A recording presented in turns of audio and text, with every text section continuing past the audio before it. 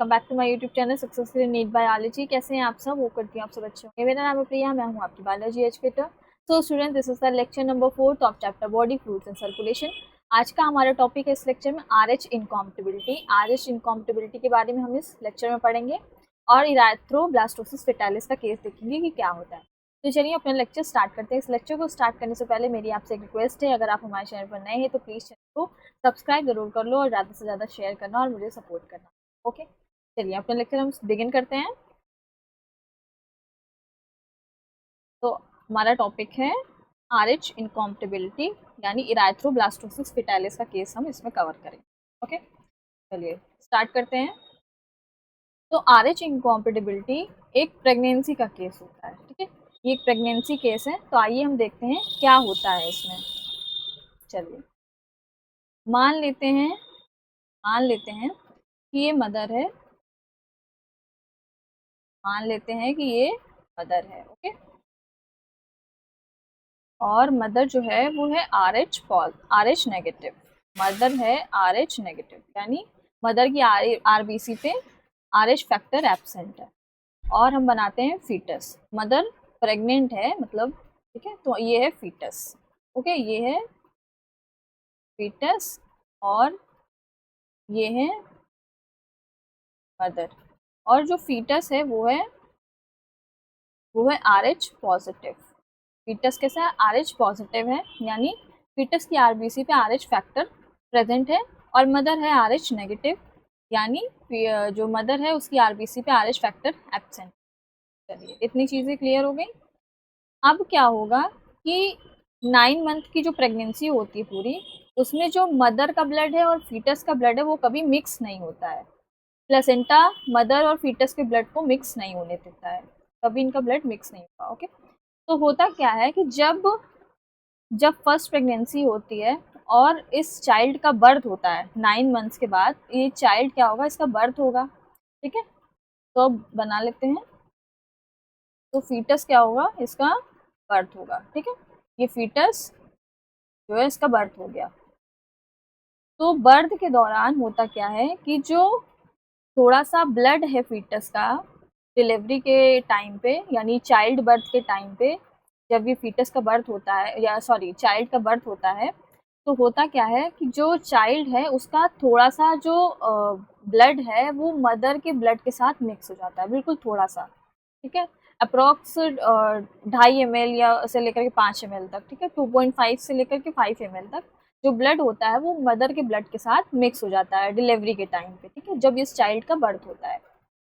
Okay, तो हम यहाँ पर इसको, फीटस तो है नहीं, फीटस अब चाइल्ड बन चुका। ओके, तो ये है चाइल्ड, इसका क्या हो गया, इसका बर्थ हो गया। ठीक है, और जो ब्लड है चाइल्ड का वो मदर की बॉडी में थोड़ा सा चला गया है। ठीक है, इससे होगा क्या, इससे होगा क्या कि मदर की बॉडी RH फैक्टर को नहीं जानती है। ठीक है, और जो चाइल्ड है उसके RBC पे RH फैक्टर प्रेजेंट है। जब ये चाइल्ड का ब्लड मदर के ब्लड में जाएगा तो मदर की बॉडी एक इम्यून रिस्पॉन्स जनरेट करेगी। इसकी बॉडी, मदर की बॉडी एक इम्यून रिस्पॉन्स जनरेट करेगी और इस RH फैक्टर के अगेंस्ट एंटी RH एंटीबॉडीज अपने बॉडी में बनाने लगेगी। ठीक है, और ये एंटी RH एंटीबॉडी मदर की बॉडी में बन जाएंगी। ठीक है, तो बहुत थोड़ा सा ब्लड मिक्स हुआ है तो इससे मदर को कोई प्रॉब्लम नहीं होगी, मदर सेफ होगी। ठीक है, बहुत ज़्यादा ब्लड मिक्स नहीं हुआ है तो RBC की क्लम्पिंग वगैरह इतनी नहीं होगी कि मदर को कोई प्रॉब्लम आ जाए। ओके, ठीक है, तो चलिए बनाते हैं।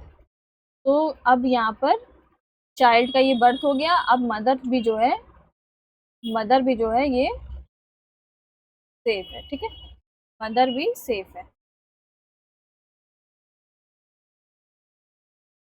मदर भी सेफ है और चाइल्ड भी सेफली उसका बर्थ हो चुका है। और मदर जो है वो RH नेगेटिव है और मदर की बॉडी में एंटी RH एंटीबॉडी बन चुकी है, एंटी RH एंटीबॉडी बन चुकी है। ठीक है, तो और ये चाइल्ड जो है ये है RH पॉजिटिव। ठीक है, ये सक्सेसफुली इसका जो है बर्थ हो चुका है और जो मदर है वो भी सेफ है। ओके, चलिए अब खेल यहीं से शुरू होता है, अब कहानी यहीं से शुरू होगी। पहली प्रेगनेंसी तो नॉर्मल हो गई, ये सारी चीज़ें हो गई। अब प्रॉब्लम किस में आएगी? प्रॉब्लम आएगी सेकंड प्रेगनेंसी। ठीक है, पहला हमने फर्स्ट प्रेगनेंसी देखी, ये सारा चीज़ हो गया। ठीक है, थोड़ा सा इसके बारे में मैंने लिख भी दिया है, आप थोड़ा सा पढ़ लीजिए पहले। During 9 months of pregnancy mother's blood and fetal blood never mix. ठीक है, ये चीज़ें हमने लिख दी कि 9 मंथ की प्रेगनेंसी में मदर का ब्लड और फीटल का ब्लड जो होता है, यानी बच्चे का ब्लड और माँ का ब्लड मिक्स नहीं होता, प्लेसेंटा उसको मिक्स नहीं होने देता है, तो कोई प्रॉब्लम नहीं होती है प्रेगनेंसी के दौरान।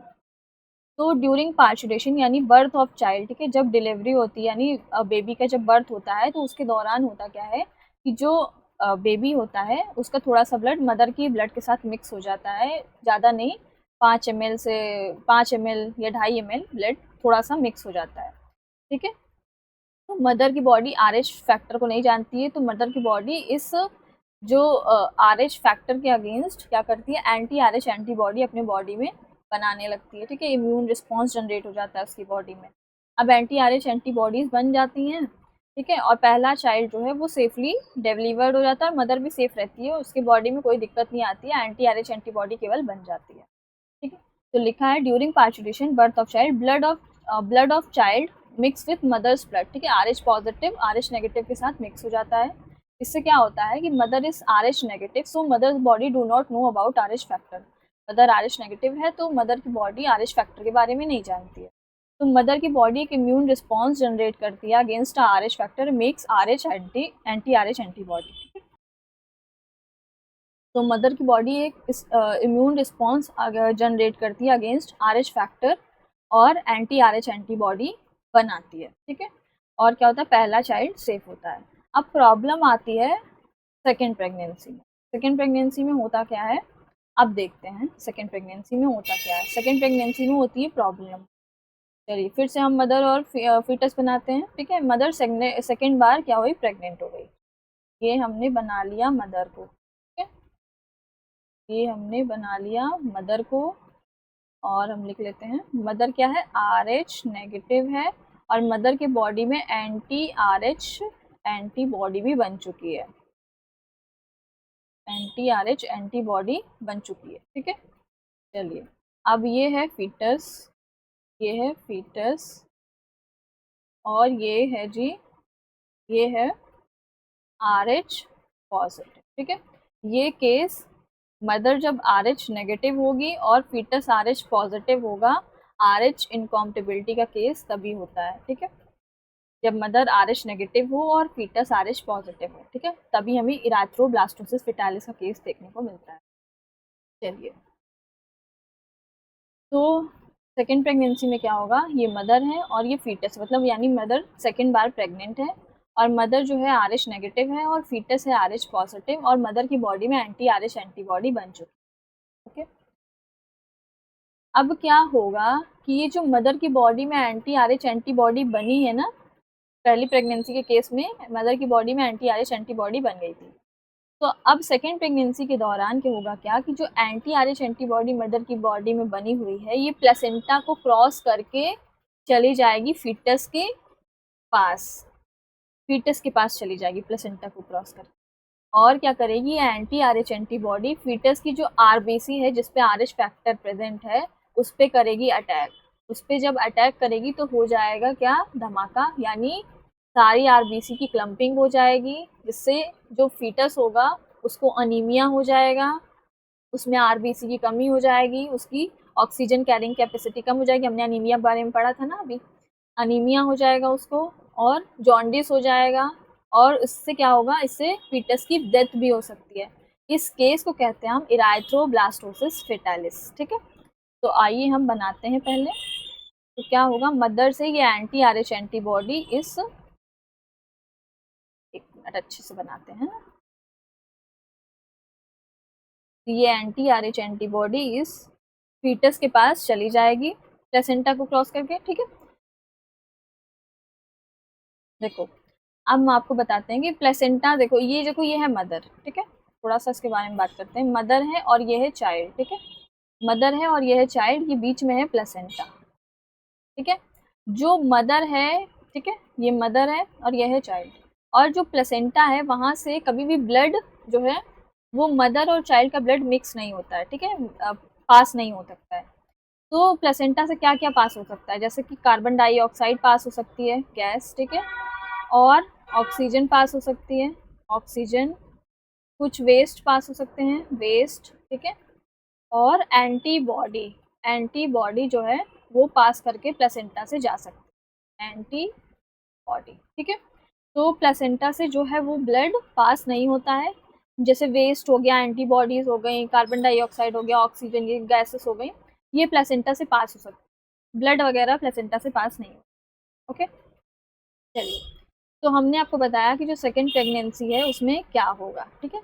जो anti R H antibody mother की बॉडी में बनी थी फर्स्ट प्रेगनेंसी के दौरान, वो फीटस के पास चली जाएगी, फीटस प्लेसेंटा को क्रॉस करके फीटस के पास चली जाएगी, और ये anti R H antibody fetus की आरबीसी पर अटैक करेगी जिसपे आर एच फैक्टर प्रेजेंट है।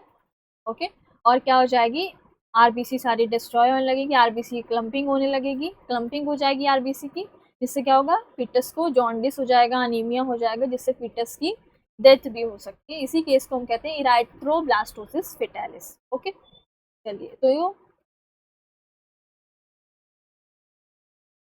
यहाँ पर हमने लिख दिया है, देखो, during second pregnancy anti R H antibody form after first childbirth present in mother cross the placenta and attack fetal RBC having RH factor. Fetal RBC get clumped, so RBC are destroyed. Fetus suffer from anemia and jaundice. This condition is called erythroblastosis fetalis. This may also lead to death of fetus. ठीक है, इसकी वजह से fetus की death भी हो सकती है। तो फीटस जो है अनीमिया हो जाएगा फीटस को, और जॉन्डिस हो जाएगा, ठीक है। तो इस कंडीशन को क्या कहते हैं हम, इराइथ्रोब्लास्टोसिस फेटालिस कर कहते हैं। ओके, चलिए, अब इसका ट्रीटमेंट हम देखते हैं कि इसका ट्रीटमेंट क्या होता है। ओके, चलिए, ट्रीटमेंट हम कब करते हैं, ट्रीटमेंट हम फर्स्ट प्रेगनेंसी के दौरान ही करते हैं, ठीक है। अब हम करते क्या है ट्रीटमेंट में, आइए देखते हैं। ये है, मान लीजिए मदर, मदर है ये, और ये है फीटस, ये है फीटस, फर्स्ट प्रेगनेंसी की बात हो रही है अभी, हम ट्रीटमेंट फर्स्ट प्रेगनेंसी में ही करेंगे, ठीक है,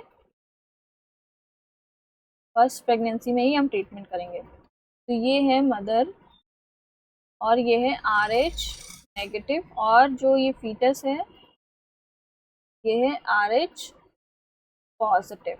ओके, अब जैसे ही क्या होगा, जैसे ही इस चाइल्ड का बर्थ होता है पहली प्रेगनेंसी में, इस चाइल्ड का जो है बर्थ होगा, उस दौरान क्या होगा, जब जैसे ही मदर के ब्लड में इस चाइल्ड का जो ब्लड है वो मिक्स होगा थोड़ा सा, तो वैसे ही डॉक्टर्स क्या करते हैं, एंटी आर एच एंटीबॉडी का इंजेक्शन मदर को लगा देते हैं। कौन सा इंजेक्शन लगाते हैं, एंटी आर एच एंटीबॉडी का इंजेक्शन मदर को देना पड़ता है, जिससे क्या होता है, जैसे ही एंटी आर एच एंटीबॉडी का इंजेक्शन मदर के बॉडी में जाता है, वो जो आरबीसी जिसपे आर एच फैक्टर है ना, जो फीटस की आरबीसी मदर में गई थी, उसको ये क्या करते हैं, डिस्ट्रॉय कर देते हैं एंटी आर एच एंटीबॉडी के इंजेक्शंस। तो मदर की बॉडी में कोई इम्यून रिस्पॉन्स नहीं जनरेट हो पाता है, यानी मदर की बॉडी में इम्यून रिस्पॉन्स जनरेट होने से पहले ही क्या होता है, ये सारी आरबीसीज ये एंटी आर एच एंटीबॉडी के इंजेक्शंस डिस्ट्रॉय कर देते हैं, ठीक है, जिससे कि मदर की बॉडी में कोई भी एंटी आर एच एंटीबॉडी बन ही नहीं पाती है। तो जो सेकेंड प्रेगनेंसी होती है वो नॉर्मल होती है, जब anti R H antibody mother की बॉडी में बनेगी ही नहीं, तो सेकेंड प्रेगनेंसी में कोई प्रॉब्लम होगी नहीं। ओके, और ये जो एंटी आर एच एंटीबॉडी की इंजेक्शन है, ये एक ब्रांड नेम से आती है जिसे हम बोलते हैं रोगम, रोगम के नाम से आती है। तो इसको मदर को पहली प्रेगनेंसी में ही दिया जाता है। ओके, तो ये हमने देखा कि आर एच पॉजिटिव जो चाइल्ड है उसका जो है ये बर्थ हो गया, ये चाइल्ड का बर्थ हो गया, और ये है आर एच पॉजिटिव, ठीक है, सेफली इसका क्या हो गया, बर्थ हो गया। ओके, अब होगा क्या, अब मदर को इसी टाइम पे हम क्या करेंगे, एक एंटी आर एच एंटीबॉडी का इंजेक्शन देंगे, एंटी आर एच एंटीबॉडी का क्या करते हैं, इंजेक्शन देते हैं, ठीक है। तो ये क्या है, एंटी आर एच एंटीबॉडी का इंजेक्शन हम क्या करते हैं, मदर को लगा देते हैं उसी टाइम पे। तो जो मदर होती है उसकी बॉडी में no anti R H antibody form, no anti R H antibody, कोई भी एंटी आर एच एंटीबॉडी नहीं बन पाती है, क्योंकि होता क्या है कि ये जो एंटी आर एच एंटीबॉडी का इंजेक्शन है ये कॉमन ब्रांड नेम से आता है, रोगम के नाम से। Okay. After delivery of child, delivery के तुरंत बाद ही, जैसे ही बच्चे की डिलीवरी होती है, mother is given anti R H antibodies का इंजेक्शन, मदर को हम एंटी आर एच एंटीबॉडी का इंजेक्शन देते हैं। Anti R H antibody will destroy R H factor on fetal RBC. Anti R H antibody का जो इंजेक्शन है वो क्या कर देता है, डिस्ट्रॉय कर देता है फीटल आरबीसी की जिसपे आर एच फैक्टर प्रेजेंट होता है। मदर की बॉडी में इम्यून रिस्पॉन्स जनरेट होने से पहले ही ये सारी आरबीसीज डिस्ट्रॉय हो जाती है जिसपे आर एच फैक्टर होता है। ठीक है। तो मदर की बॉडी में कोई इम्यून रिस्पॉन्स जनरेट नहीं हो पाता है, कोई भी anti R H antibody mother की बॉडी में नहीं बनती है। Later on this anti R H antibody themselves get destroyed. फिर उसके बाद क्या होता है कि खुद ही ये anti R H antibodies destroy हो जाती हैं मदर की बॉडी में। 3 दिन की इनकी लाइफ होती है, 3 दिन में ये खुद ही डिस्ट्रॉय हो जाती हैं। ठीक है, सारी आरबीसी वगैरह को डिस्ट्रॉय करके। तो no immune response in mother's body as no R H factor. ठीक है, नो इम्यून रिस्पॉन्स, कोई इम्यून रिस्पॉन्स मदर की बॉडी में नहीं होगा क्योंकि कोई आर एच फैक्टर प्रेजेंट ही नहीं होगा। ठीक है, सारा आर एच फैक्टर जो आरबीसी प्रेजेंट होगा वो खत्म कर दिया जाएगा। No natural anti R H antibodies formed in mother. Second pregnancy इसकी वजह से क्या होगी, नॉर्मल होगी। ये होता है बच्चों एराइथ्रोब्लास्टोसिस फेटालिस का केस। आई होप आपको क्लियर हो गया होगा। ठीक है, चलिए नेक्स्ट बात करते हैं, एक केस देखते हैं कि मान लेते हैं मदर आर एच पॉजिटिव हो और फीटस जो आर एच नेगेटिव हो, उस केस में क्या होगा। उस केस में भी क्या ऐसा केस देखने को मिलेगा, आइए बनाते हैं। मान लेते हैं ये मदर है, मान लेते हैं ये है मदर और ये है जी आर एच पॉजिटिव और फीटस है ये, और ये है आर एच नेगेटिव। ठीक है, तो होगा क्या कि जब एक पहला प्रेगनेंसी का केस है, ठीक है, तो क्या होगा कि जैसे ही इस आर एच नेगेटिव जो चाइल्ड है उसका बर्थ होगा, अगर मान लो इसका चाइल्ड का बर्थ भी होता है और इस चाइल्ड जो आर एच नेगेटिव इसका अगर ब्लड थोड़ा सा मदर की बॉडी में मिक्स भी हो जाता है मदर के ब्लड के साथ, तो क्या कोई प्रॉब्लम होगी, कोई प्रॉब्लम नहीं होगी, क्योंकि मदर खुद ही आर एच पॉजिटिव है। यानी मदर की जो बॉडी है वो पहले से ही आर एच फैक्टर को पहचानती है। ठीक है, तो इसकी मदर की बॉडी में कोई एंटी आर एच एंटीबॉडीज का फॉर्मेशन नहीं होगा, तो जो सेकेंड प्रेगनेंसी भी होगी वो नॉर्मल होगी। ठीक है, चलिए नेक्स्ट केस देखते हैं।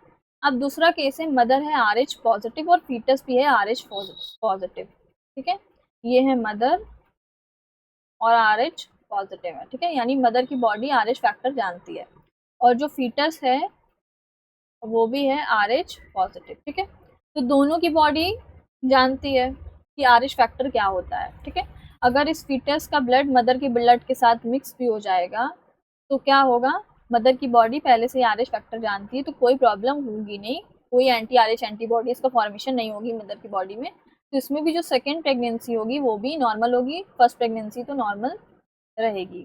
ठीक है, चलिए अब तीसरा केस देखते हैं कि मदर है आर एच नेगेटिव और फीटस है आर एच नेगेटिव। ठीक है, मदर भी आर एच नेगेटिव है और फीटस भी आर एच नेगेटिव है। ठीक है, तो ये है मदर, ठीक है, मदर और ये है आर एच नेगेटिव और जो फीटस है वो भी है आर एच नेगेटिव। ठीक है, तो मदर की बॉडी भी आर एच फैक्टर नहीं जानती और फीटस की बॉडी भी आर एच फैक्टर नहीं जानती। अगर इस चाइल्ड बर्थ के दौरान अगर चाइल्ड का जो थोड़ा सा ब्लड है मदर की बॉडी में मिक्स भी हो जाएगा तो कोई प्रॉब्लम इसमें भी नहीं होगी, क्योंकि ना मदर की बॉडी आर एच फैक्टर जानती है ना फीटस की बॉडी आर एच फैक्टर जानती है। ठीक है, तो कोई एंटी आर एच एंटीबॉडीज नहीं बनेगी, तो ये भी जो होगी इसमें भी सेकेंड प्रेगनेंसी नॉर्मल होगी। ठीक है, चलिए तो ये केस जो हमें एराइथ्रोब्लास्टोसिस फेटालिस आर एच इनकॉम्पेटिबिलिटी का केस हमें किस केस में देखने को मिलता है, आप याद रखना ये क्वेश्चन जरूर आता है। किसमें देखने को मिलता है? जब मदर RH नेगेटिव होती है और फीटस RH पॉजिटिव होता है। ठीक है, तो आप इसको ध्यान रखना, जब मदर RH नेगेटिव होती है और फीटस RH पॉजिटिव होता है, ठीक है, तो ये केस हमें देखने को मिलता है। ठीक है, RH इनकॉम्पेटिबिलिटी या कह सकते हो इराथ्रोब्लास्टोसिस फेटालिस का केस। ओके, चलिए, thank you, all the best. ठीक है, ये थोड़ा छोटा सा टॉपिक था, मैंने आपको क्लियर कर दिया है। अब नेक्स्ट क्लास में हम आगे WBC वगैरह पढ़ेंगे। ठीक है, चलिए, तब तक के लिए पढ़ाई करते रहिए, मिलते हैं नेक्स्ट वीडियो में। चैनल को सब्सक्राइब नहीं किया तो प्लीज़ सब्सक्राइब जरूर।